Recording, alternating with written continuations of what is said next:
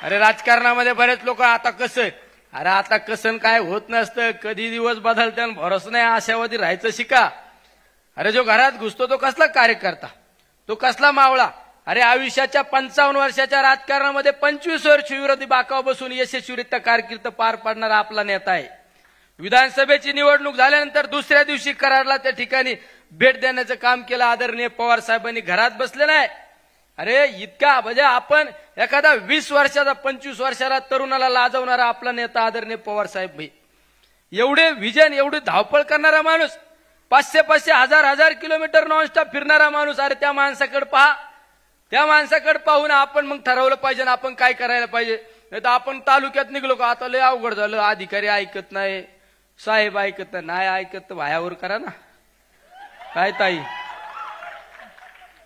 बरोबर आहे ना आवड साहेब, मी तर सांगतो आम्हाला हात पण जोडता येतात, भायावर करता येतात. आता भायात वर करावं लागतात कधी कधी सत्ता नसल्यावर, माहिती रोज वाद होत्यात.